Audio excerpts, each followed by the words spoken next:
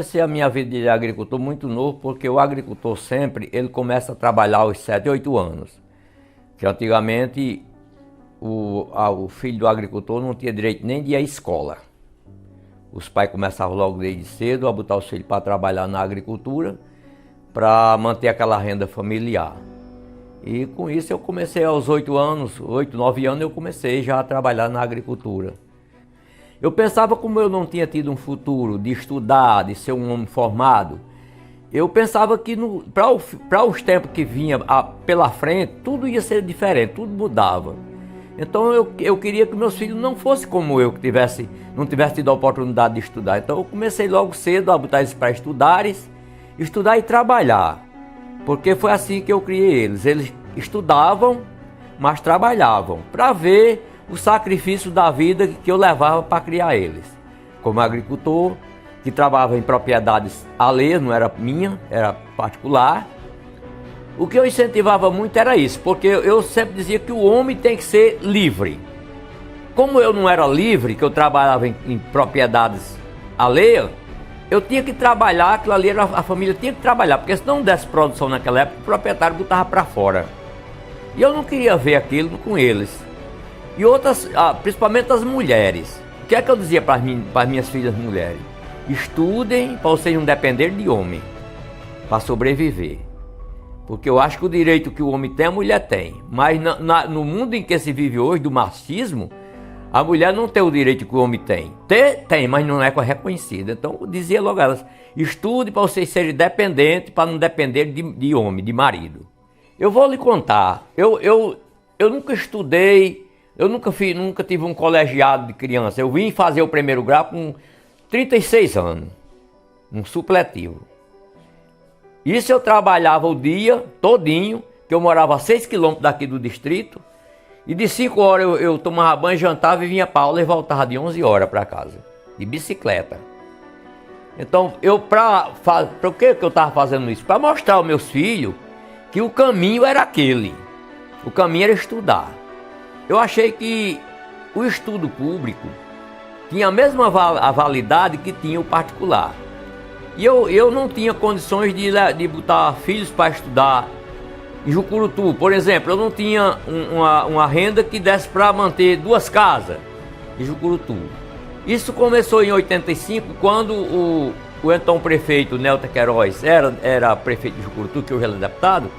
Ele construiu a Casa do Estudante em Jucurutu. E naquela época eu achava que quem estivesse em casa de estudante talvez não fosse tão bem como quem estivesse morando numa casa particular.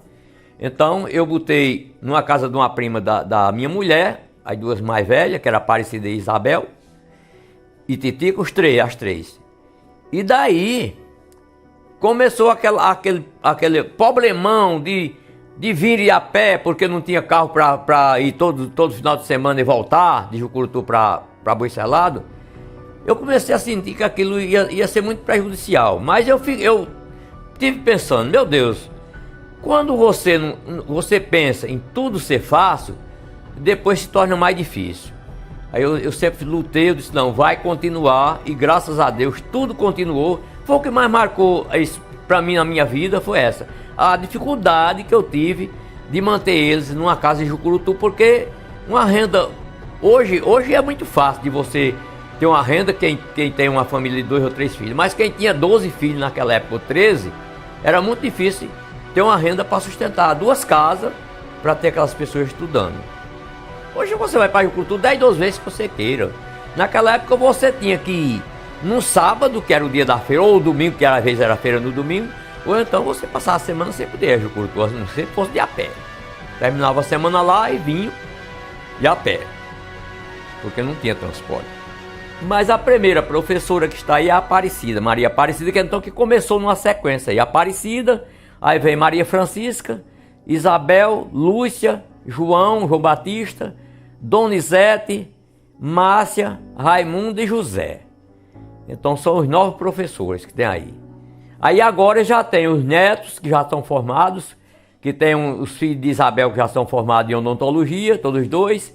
Tem um que está fazendo, o Isaac está fazendo pós-doutorado nos Estados Unidos, E a filha, a Isaíra, ela é formada e trabalha em Natal, e o de Aparecida são formados, um odontólogo e outro trabalha, a formatura dele é em física, ele é físico. Eu acho que eu devo isso a Deus, primeiramente, porque sem ele nada existe, mas o orgulho de eu saber que aquela família, ela seguiu aquilo que não que eu queria, mas o que era necessário para eles.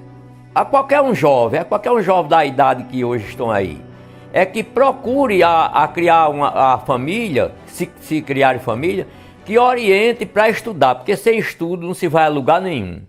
Terra boa de viver, esse é o meu lugar. Quando eu olho pra você, dá vontade de chorar. Tenho orgulho de ser forte, do sertão do Seridó. Te amo, Jucurutu, terra boa, meu xodó.